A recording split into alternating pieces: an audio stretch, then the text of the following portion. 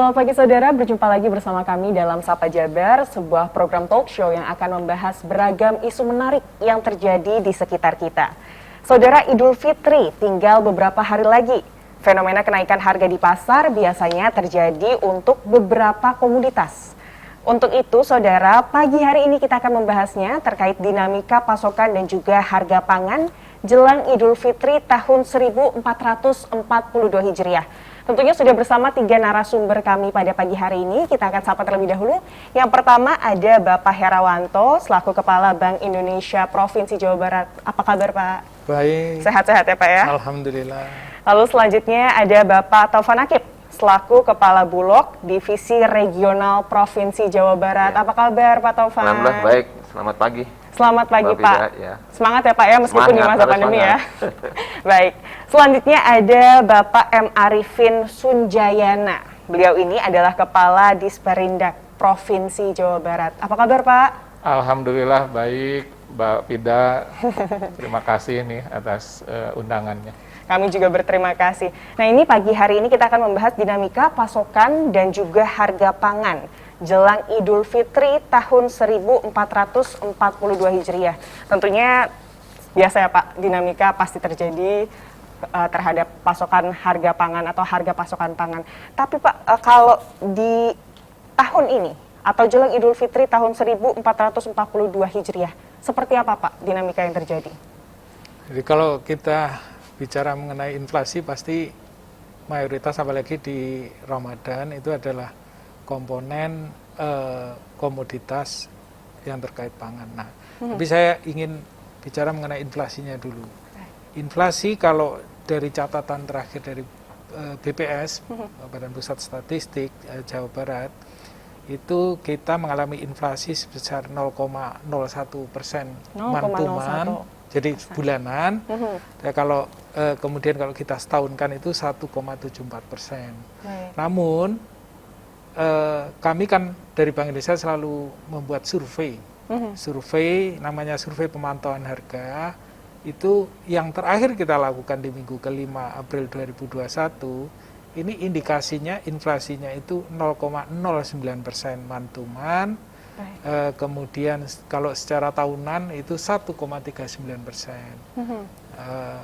Nah, kalau kita bedah lebih lanjut, maka potensi inflasi itu disumbang terutama oleh harga seperti biasa ini, daging ayam ras, kemudian daging sapi, minyak goreng, terus ada lagi menarik nih, jeruk Pak, dan rokok kretek filter.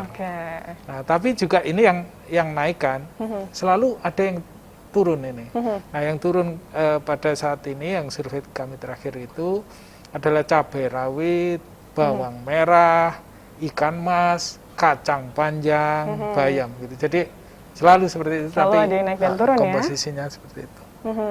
Tapi itu berarti artinya apa Pak? Berapa persen barusan 1, Jadi kalau per Maret ya 1,74%, dan kalau kami yang terakhir ini setahunan ya 1,39%. Ini memang selalu kita lihat itu kalau menjelang hari raya keagamaan ya, apalagi Idul Fitri dan kemudian selama Ramadan itu selalu ada kecenderungan kenaikan harga. Nah, ini sebenarnya konfirmasi di tengah pandemi pun tetap kondisinya. Tapi artinya dalam jangka stabil begitu Pak ya? Iya, masih relatif terkendali. Dalam angka terkendali begitu.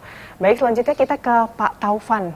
Pak, kalau stok beras nih Pak, salah satu kebutuhan pokok yang memang selalu akan ada ya permintaannya ini adalah beras kan Pak.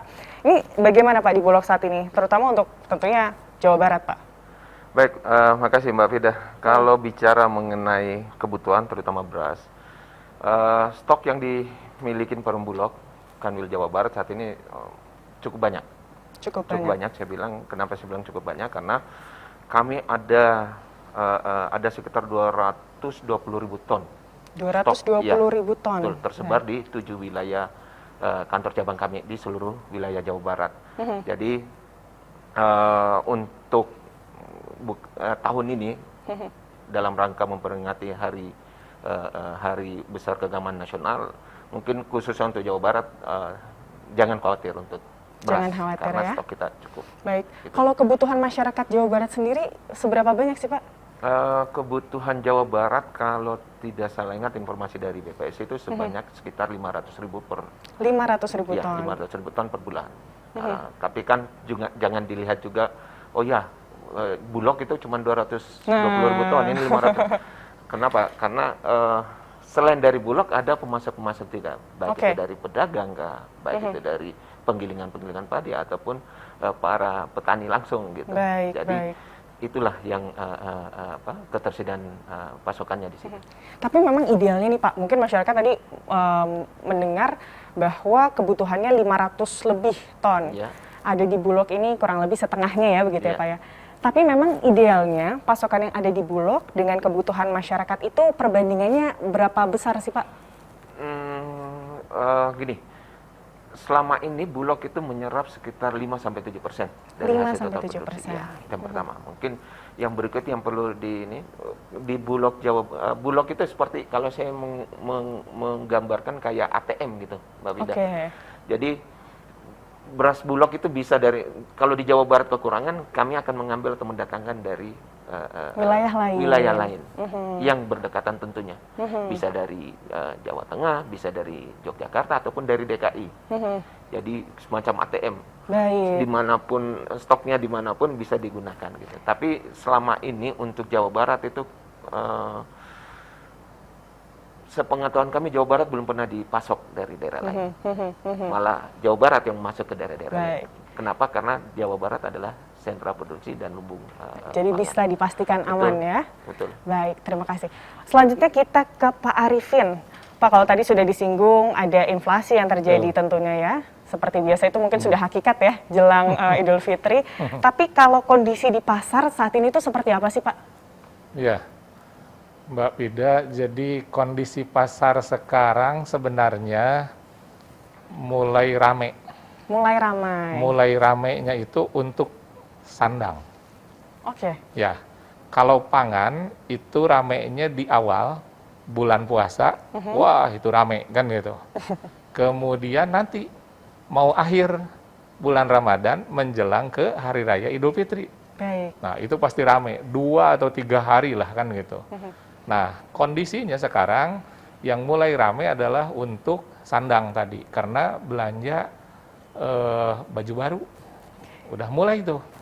Jadi pasar baru aja kemarin tuh sampai waduh, Tanah Abang aja kemarin Jakarta. Nah jadi memang sekarang lagi itu.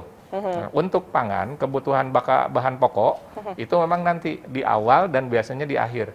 Itu psikologis memang. Psikologis ibu-ibu belanjanya tuh gitu kan gitu. Jadi ya kita harus pahami dengan kondisi sekarang protokol kesehatan nih yang kita juga rada khawatir kan gitu.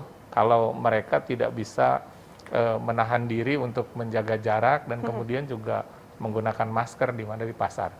Tapi kondisinya sekarang sudah mulai ramai, tapi untuk untuk sandang. Oke, untuk sandang saat ini ya. Ibu-ibu mungkin kalau bahasa Sundanya lagi maceh-macehnya ya, gitu. Buat lebaran gitu ya.